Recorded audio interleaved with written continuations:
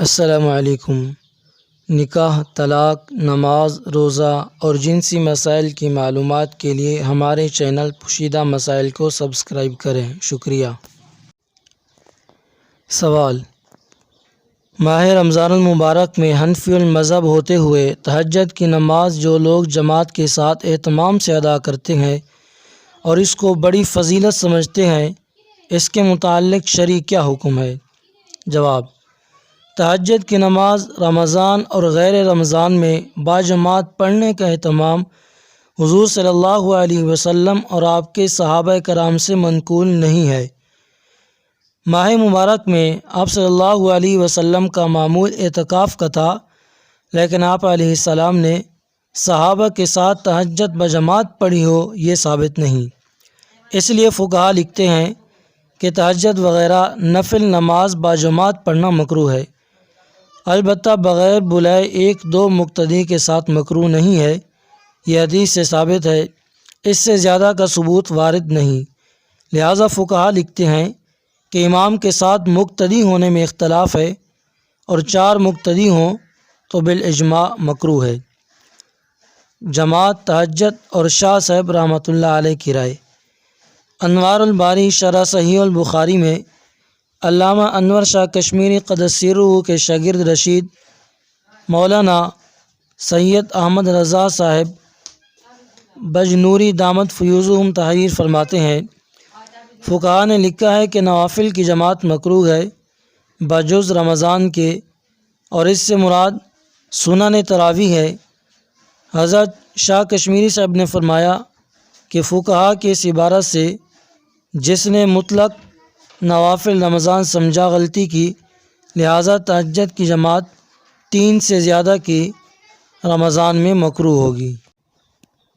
مبسوط میں سرخسی نے لکھا ہے کہ اگر نوافل بجماعت مستحب ہوتی تو تمام قائم اللیل تہجد گزار مجتہدین کا اس پر عمل ہوتا۔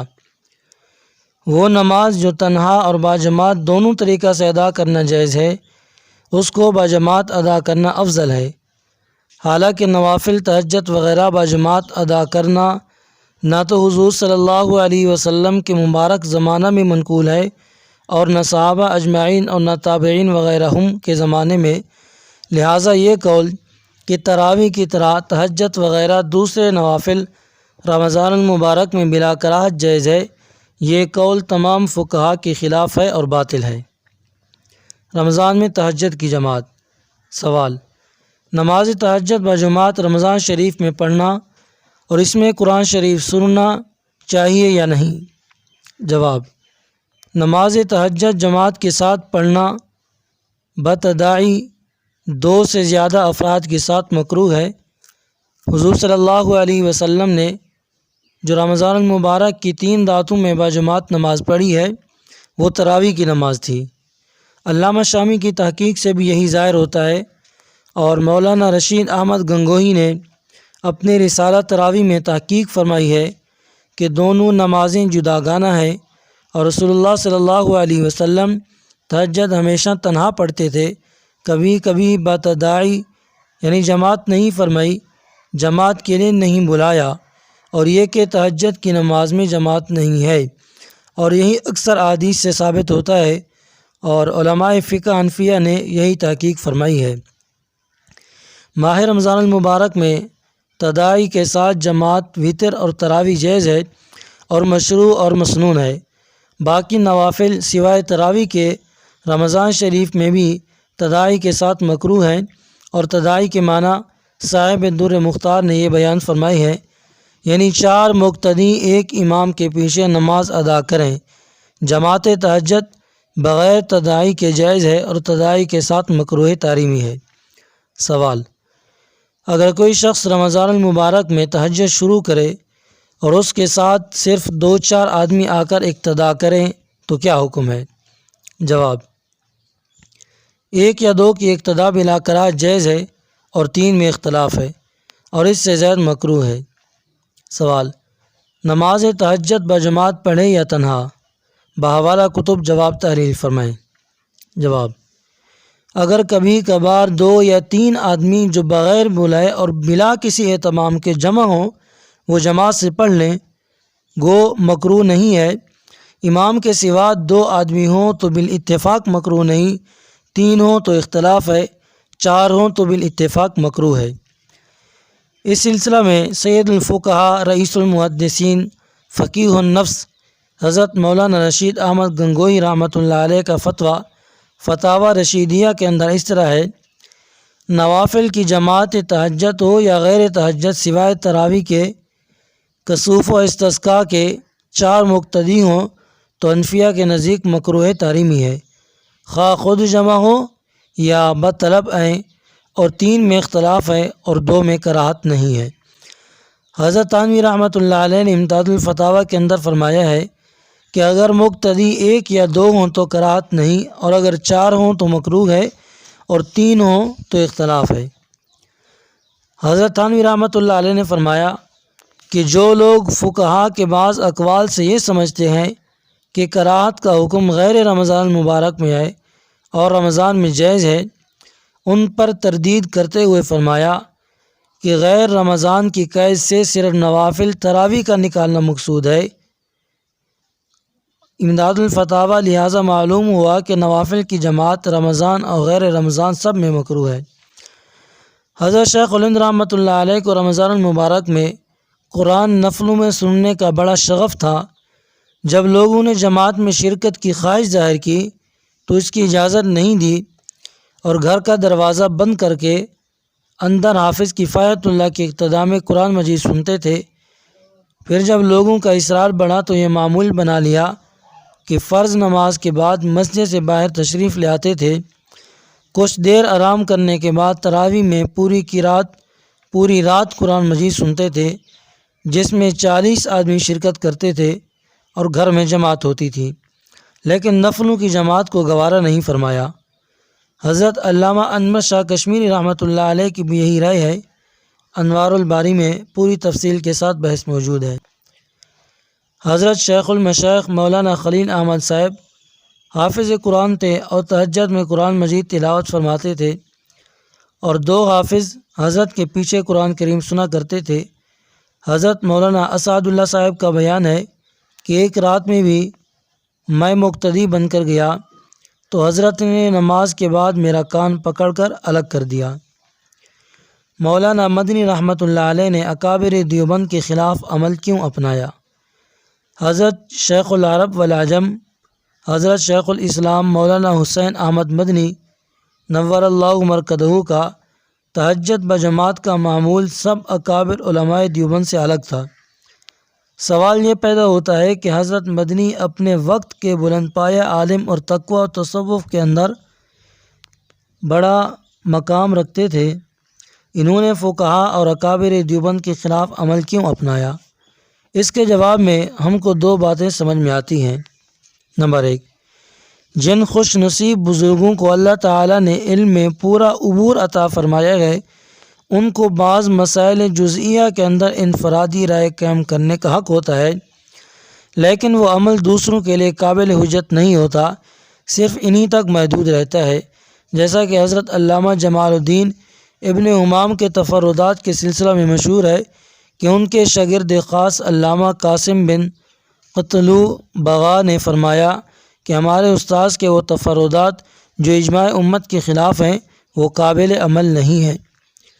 چنانچہ بعض حضرات کے عرض کرنے پر کہ آپ کے اس عمل یعنی تہجد جماعت کو لوگ سند بنائیں گے، تو اس پر حضرت مدنی نے فرمایا کہ میں خود تو کرتا ہوں، دوسروں کو تو نہیں کہتا۔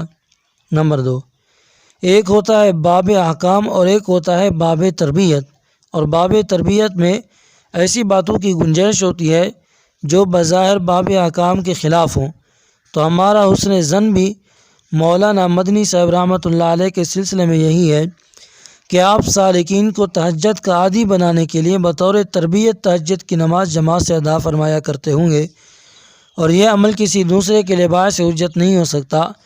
بہرحال مسئلہ اپنی جگہ پر ہے کہ 1 مقتدی ہو تو جائز ہے اور 2 میں بھی جواز ہے، اور اگر 3 مقتدی ہوں تو اس میں بعض فقہاء کا خیال عدم کراہت کا ہے اور بعض کا خیال کراہت کا ہے، اور اگر مقتدی 4 تک ہو جائیں تو بالاتفاق مکروہ تحریمی ہے۔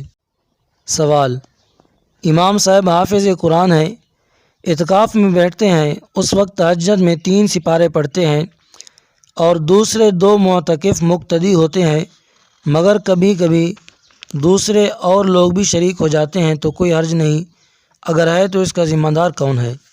جواب: اگر امام صاحب کی صراحتاً یا کنایتاً یا اشارتاً اجازت کے بغیر لوگ شریک ہو گئے تو کراہت کے وہ ذمہ دار ہیں، لیکن امام صاحب کو چاہیے کہ مسئلہ بتلا کر شریک ہونے سے روک دیں، ورنہ امام صاحب کراہت کی ذمہ داری سے سبکدوش نہ ہوں گے۔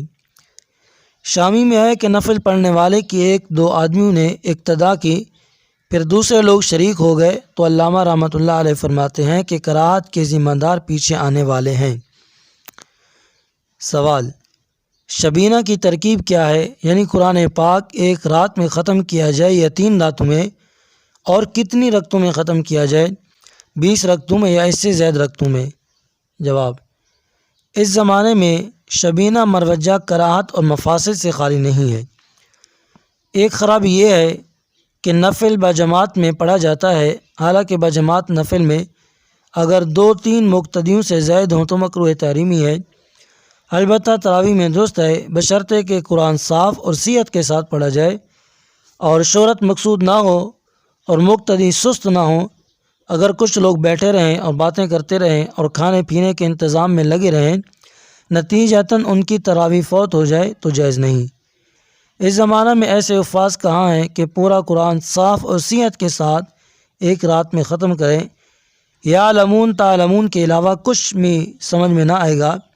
اس قسم کے حفاظ کا 3 روز سے کم میں قرآن کرم ختم کرنا کراہت سے خالی نہیں ہے۔ شبینہ جائز ہے یا نہیں؟ سوال: ایک دن میں چند حفاظ کا قرآن شریف شبینہ میں ختم کرنا درست ہے یا نہیں؟ جواب: قرآن شریف کو ایسی جلدی کے ساتھ پڑھنا کہ حروف سمجھ میں نہ آئے اور مخارج سے ادا نہ ہوں تو ناجائز ہے۔ بس اگر شبینہ میں ایسی جلدی ہوگی تو وہ بھی ناجائز ہے، جیسا کہ در مختار میں ہے۔ افضل یہ ہے کہ 1 یا 2 حفاظ مل کر تراویح پڑھائیں۔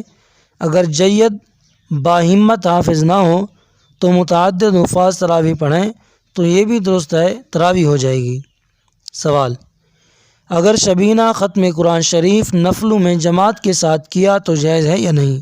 جواب: اگر شبینہ یعنی ختم قرآن نفل جماعت کے ساتھ ہو تو یہ مکروہ ہے، یعنی ناجائز ہے، کیونکہ نفل کی جماعت تداعی کے ساتھ مکروہ ہے، اور مکروہ سے مراد مکروہ تحریمی ہے جو قریب حرام کے ہے۔ بس اس کو ناجائز کہنا صحیح ہو گیا، اور تفسیر تداعی کی یہ ہے کہ 4 مقتدی ہوں اور 3 میں اختلاف ہے۔ شبینہ کا قاعدہ کلیہ۔ سوال: شبینہ میں ایک حافظ ختم کریں یا چند مل کر ختم کریں؟ جواب: اگر شبینہ میں قرآن صاحب پڑھا جائے اور حافظ کو ریا مقصود نہ ہو کہ فلاں نے اس قدر پڑھا اور فلاں نے اس قدر پڑھا، اور جماعت کسل مند نہ ہو اور حاجت سے زیادہ روشنی میں تکلف نہ کریں، اور مقصود حصول ثواب ہو تو جائز ہے۔ اور اگر قرات اتنی جلدی کریں کہ حروف تک سمجھ میں نہ آئیں، نہ زیر کی خبر نہ زبر کی خبر نہ غلطی کا خیال نہ متشابہ کا، اور فقط ریاکاری مقصود ہو اور جماعت بھی منتشر ہو، یا حاجت سے زیادہ روشنی ہو، یا تراویح پڑھ کر نفل کی جماعت پڑھیں تو یہ بے شک مکروہ ہے۔ اللہ تعالیٰ کا قرآن کریم میں ارشاد ہے: وَرَتِّلِ الْقُرْآنَ تَرْتِيلًا وَإِذَا قَامُوا إِلَى الصَّلَاةِ قَامُوا كُسَالَىٰ يُرَاءُونَ النَّاسَ إِنَّهُ لَا يُحِبُّ الْمُسْرِفِينَ۔ شبینہ 3 شرطوں کے ساتھ جائز ہے۔ ترتیل نہ چھوٹے، تراویح میں پڑھیں، جماعت کے وقت تخلف نہ کریں۔ شبینہ کے سلسلے میں حضرت مولانا رشید احمد گنگوہی رحمۃ اللہ علیہ کا فتویٰ: قرآن شریف کا ایک رات میں ختم کرنا بصورت تصحیح الفاظ وغیرہ جائز ہے، اور حضرت عثمان رضی اللہ عنہ سے ایک رات میں ختم کرنا ثابت ہے۔ اور اگر قرآن ترتیل کے ساتھ نہ پڑھا مگر الفاظ صحیح پڑھے گئے تو اس طرح پڑھنے میں ثواب کم ہوگا، اور اگر شہرت کی نیت سے پڑھے تو ریاءت و فرائض میں بھی ممنوع ہے۔ تراویح پر کیا موقوف ہے، اور اگر مقتدیوں کے اس طرح پڑھنا مشکل نہ ہو تو نہ پڑھے۔ نفل کی جماعت تہجد ہو یا غیر تہجد، سوائے تراویح کے اور کسوف اور استسقاء یعنی گہن اور بارش کی دعا کے، اگر 4 مقتدی ہوں تو حنفیہ کے نزدیک مکروہ تحریمی ہے، خواہ افراد پہلے سے جمع ہوں یا انہیں بلایا گیا ہو، اور 3 میں اختلاف ہے اور 2 میں کراہت نہیں ہے۔ کون سی تاریخ میں ختم کریں؟ صحیح مذہب کے مطابق ماہ رمضان میں 1 مرتبہ ختم کرنا سنت ہے، 27ویں شب میں ختم کرنا مستحب ہے۔ 27ویں شب میں ختم کرنا افضل اور مستحب ہے۔ ختم کے دن 3 مرتبہ قل هو اللہ پڑھنا کیسا ہے؟ سوال: بعض حافظ ختم کے دن سورہ اخلاص کو 3 مرتبہ پڑھتے ہیں، کیا یہ جائز ہے؟ اگر نہیں ہے تو کراہت کی کیا وجہ ہے؟ تکرار صورت یا رواج؟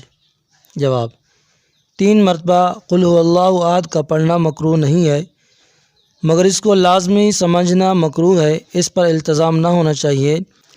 یہ التزام و اصرار جو لوگوں نے اختیار کر لیا ہے، یہ بھی کراہت کی مستقل دلیل ہے کہ عوام نے اس کو لازم ختم سمجھ لیا ہے، جیسا کہ طرز سے ظاہر ہے، لہٰذا مکروہ ہے، نہ کہ یہ اعادہ صورت فی نفس ہی مکروہ ہے۔ اعادہ صورت خواہ فی نفس ہی جائز ہو یا مکروہ، لیکن یہ رسم قابل ترک ہے۔ سوال: قل هو اللہ کا 3 مرتبہ آخری تراویح میں پڑھنا کیسا ہے؟ کراہت کی کیا وجہ ہے؟ یعنی دوبارہ پڑھنے کی وجہ سے کراہت ہے یا رواج کی وجہ سے؟ جواب: عالمگیری کی روایت سے معلوم ہوتا ہے کہ تکرار صورت اور تکرار آیت ایک حکم میں ہے، اور نوافل میں آیت کو مکرر پڑھنے میں کراہت نہیں ہے، جس سے واضح ہوتا ہے کہ نوافل میں سورت کو مکرر پڑھنے سے کراہت نہ ہونے میں بھی وہی نوافل مراد ہیں جو تنہا پڑھے جائیں، اور نماز تراویح جو فرائض کی طرح جماعت سے پڑھی جاتی ہے وہ فرض کے حکم میں ہے، لہٰذا فرض کی طرح تراویح میں بھی سورت کی تکرار مکروہ ہوگی۔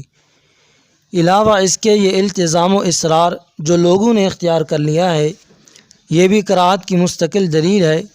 پہلی دلیل کا تقاضا کراہت تنزیہی ہے اور دوسری دلیل کا کراہت تحریمی ہے۔ سوال: نماز تراویح میں حافظ صاحب بعض صورتوں کے اختتام پر نماز ہی میں بعض الفاظ غیر قرآنی عربی میں پڑھتے ہیں، مثلا سورہ مرسلات کی آخری آیت فَبِأَيِّ حَدِيثٍ بَعْدَهُ يُؤْمِنُونَ کے بعد آمنا باللہ کہتے ہیں، اس سے نماز فاسد ہوتی ہے یا نہیں؟ جواب: حنفیہ اس قسم کی دعاؤں کو نماز میں پڑھنے کو منع فرماتے ہیں، لیکن اگر نوافل میں ایسا کیا تو نماز فاسد نہیں ہوگی۔ سوال: رمضان شریف میں ختم قرآن میں حافظ صاحب 19 رکعتوں میں قرآن پاک ختم کرتے ہیں اور 20ویں رکعت میں الف لام میم سے مفلحون تک پڑھ کر اسی رکعت میں یہ آیت پڑھتے ہیں ان رحمت اللہ قریب من المحسنین دعواہم فیہا سبحانک اللہم وتحیتہم فیہا سلام پڑھ کر رکوع کرتے ہیں، یہ جائز ہے یا بدعت؟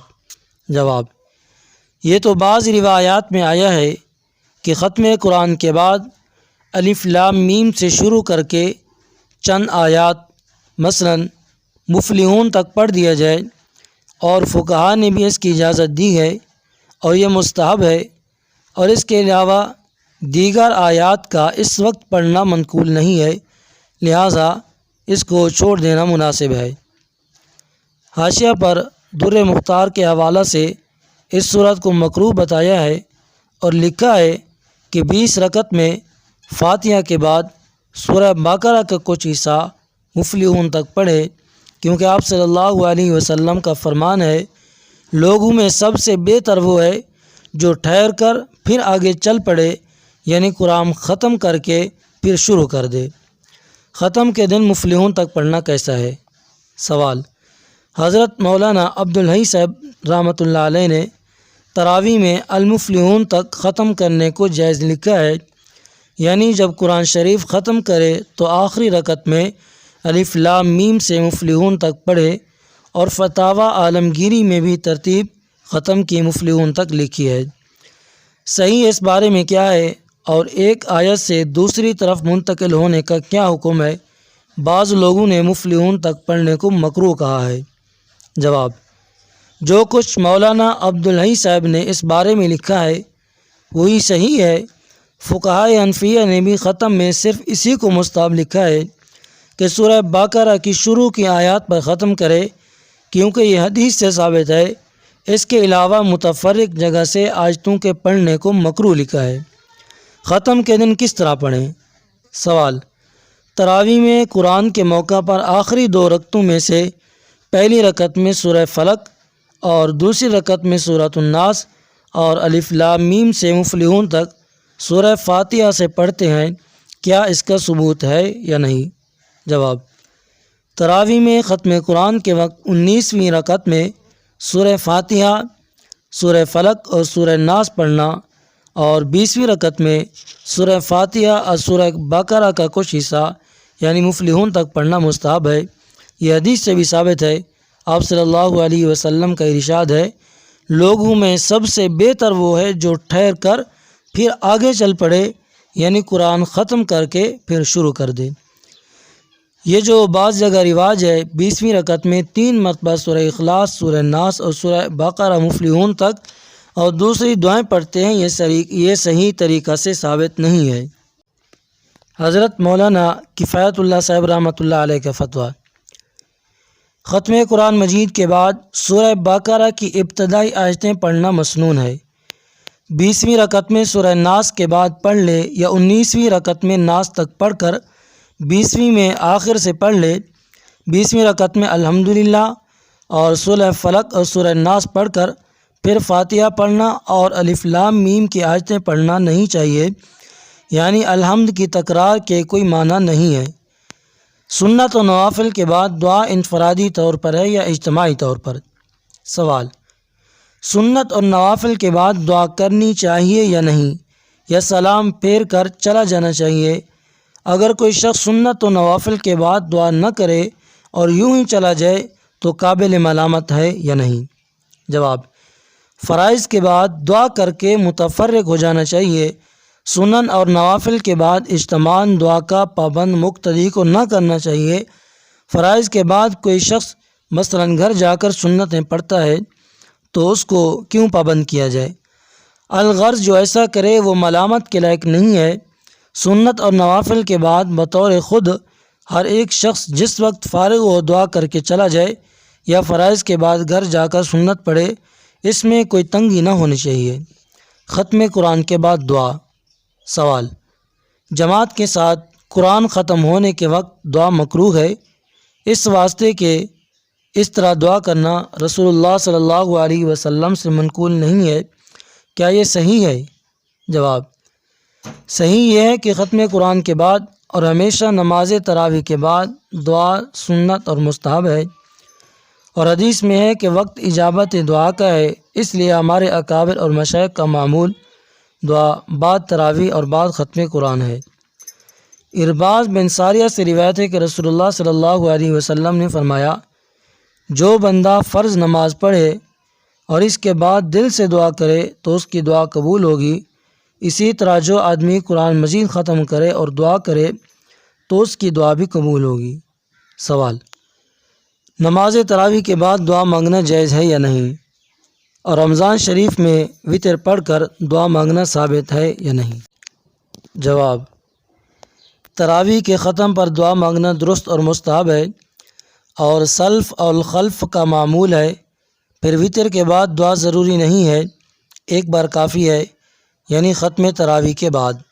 سوال: مقتدی کو امام کی دعا کا ساتھ دینا چاہیے یا وقت کا لحاظ رکھا جائے؟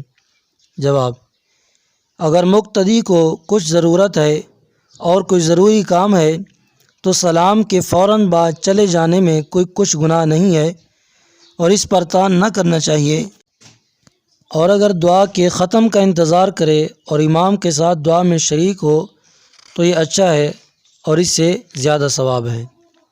سوال: فرض نماز جماعت کے بعد دعا آہستہ مانگے یا زور سے؟ اگر آہستہ کا حکم ہے تو کس قدر، اور اگر زور سے مانگنے کا حکم ہے تو کس قدر؟ دونوں میں کون سا افضل طریقہ ہے؟ جواب: آہستہ دعا کرنا افضل ہے۔ نمازیوں کا حرج نہ ہو تو کبھی کبھی ذرا آواز سے دعا کرے تو جائز ہے، ہمیشہ زور سے دعا کرنے کی عادت بنانا مکروہ ہے۔ دعاؤں کی روایتوں سے بھی جہر ثابت نہیں ہے۔ امام اگر زور سے دعا کرائے تو اپنے لیے الفاظ کو خاص نہ کرے۔ امام دعا کے الفاظ کو اپنے ساتھ مخصوص نہ کرے، اور اگر وہ دعا کو زور سے کر رہا ہے جیسا کہ اے اللہ مجھ پر اور نبی کریم صلی اللہ علیہ وسلم پر رحم فرما اور میرے ساتھیوں پر کسی پر رحم نہ کرنا، اس قسم کی دعا کرنا خیانت ہے۔ حدیث میں جو منفرداً الفاظ آئے ہیں وہ اس میں داخل نہیں ہے، کیونکہ نماز میں جو امام سے فائدہ پہنچتا ہے اس میں مقتدیوں کو بھی حصہ ملتا ہے، کیونکہ امام مقتدیوں کا نمائندہ ہوتا ہے۔ اور اگر آہستہ دعا کر رہے ہیں تو امام کو اجازت ہے کہ اپنے لیے خاص دعا کرے، اوروں کے لیے بد دعا نہ کرے، کیونکہ مقتدی بھی اپنے لیے دعا کر رہے ہیں۔ اسی طرح نفس دعا میں سب شریک ہو جائیں گے۔ کیا دعا نماز کا جز ہے؟ سوال: امام کو دعا آہستہ مانگنا چاہیے یا بلند آواز سے؟ دعا نماز کا جز ہے یا نہیں؟ جواب: دعا آہستہ مانگنا افضل ہے۔ اگر دعا کی تعلیم مقصود ہو تو بلند آواز میں بھی کوئی حرج نہیں ہے، مگر اس بلند آواز سے دوسرے نمازیوں کی نماز میں خلل نہ ہو۔ نماز سلام پر ختم ہو جاتی ہے، اس کے بعد دعا نماز کا جز نہیں ہے۔ دعا کے وقت نگاہ کہاں رکھی جائے؟ دعا مانگنے کے وقت آسمان کی طرف نظر اٹھانا اور تکنا دعا کی وہ ناپسندیدہ صورت ہے جس سے حضور صلی اللہ علیہ وسلم نے منع فرمایا ہے، اس لیے کہ یہ صورت اللہ کے ادب و احترام اور دعا مانگنے والے کے لیے مناسب نہیں ہے۔ ہو سکتا ہے یہ حرکت بے ادبی یا گستاخی بن کر دعا کو قبولیت سے محروم کر دے، اس لیے اسے بچنا چاہیے۔ دعا یقین کے ساتھ کرنی چاہیے۔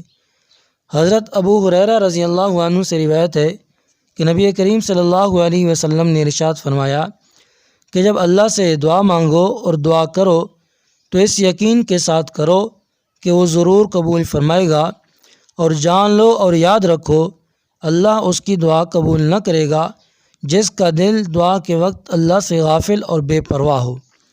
آپ صلی اللہ علیہ وسلم نے فرمایا ہماری دعائیں اس وقت تک قابل قبول ہوتی ہیں جب تک جلد بازی سے کام نہ لیا جائے، اور جلد بازی یہ ہے کہ بندہ یہ کہنے لگے میں نے دعا کی تھی مگر قبول ہی نہیں ہوئی۔ دعا کا طریقہ: حضور صلی اللہ علیہ وسلم کا فرمان حضرت عبداللہ بن عباس رضی اللہ عنہ نقل کرتے ہیں کہ آپ صلی اللہ علیہ وسلم نے فرمایا اللہ سے اس طرح ہاتھ اٹھا کر دعا مانگا کرو کہ ہتھیلیوں کا رخ سامنے ہو، ہاتھ الٹے کر کے نہ مانگا کرو، اور جب دعا کر چکو تو اٹھتے ہوئے ہاتھ چہرے پر پھیر لو۔ حضور صلی اللہ علیہ وسلم کا دستور تھا کہ جب آپ صلی اللہ علیہ وسلم ہاتھ اٹھا کر دعا مانگتے تو آخر میں اپنے ہاتھ چہرے مبارک پر پھیر لیتے تھے۔ دعا میں ہاتھ کہاں تک بلند کریں؟ ایک شخص کو دعا میں سینے سے اوپر تک ہاتھ اٹھاتا ہوا دیکھ کر حضرت ابن عمر نے بدعت ہونے کا فتویٰ دیا۔ دلیل میں فرمایا کہ آپ صلی اللہ علیہ وسلم کو دعا کے وقت سوائے کسی خاص موقع پر سینے سے اوپر تک اٹھاتے نہیں دیکھا۔ اس سے معلوم ہوا کہ ہاتھ کو بلا وجہ بعض حضرات سینے سے اونچا کر لیتے ہیں، یہ خلاف سنت ہے۔ دعا کے بعد آمین کہنا: حضرت ابو ہریرہ رضی اللہ عنہ سے روایت ہے کہ ایک رات ہم رسول اللہ صلی اللہ علیہ وسلم کے ساتھ باہر نکلے۔ ہمارا گزر اللہ کے ایک نیک بندے پر ہوا جو بڑی التجا کے ساتھ اللہ سے دعا مانگ رہا تھا۔ حضور صلی اللہ علیہ وسلم کھڑے ہو کر اس کی دعا اور اللہ کے حضور میں اس کا دعا مانگنا گڑ گڑانا سننے لگے۔ پھر آپ صلی اللہ علیہ وسلم نے ہم لوگوں سے فرمایا اگر اس نے دعا کا خاتمہ صحیح کیا اور مہر ٹھیک لگائی تو جو اس نے مانگا اس کا فیصلہ کرا لیا۔ ہم میں سے ایک نے پوچھا حضور صلی اللہ علیہ وسلم صحیح خاتمہ کا اور مہر لگانے کا کیا طریقہ ہے؟ آپ صلی اللہ علیہ وسلم نے فرمایا آخر میں آمین کہہ کر دعا ختم کرے، تو اگر اس نے ایسا کیا تو بس اللہ سے طے کرا لیا۔ دعا کے بعد منہ پر ہاتھ پھیرنا کیسا ہے؟ سوال: دعا ختم کرنے کے بعد ہاتھ منہ پر پھیرتے ہیں، منہ پر ہاتھ پھیرنے کی کیا وجہ ہے؟ جواب: دعا کے ختم کرنے کے بعد منہ پر ہاتھ پھیر لینا درست ہے اور ثابت ہے، اور حصول برکت کے لیے یہ فعل کیا جاتا ہے۔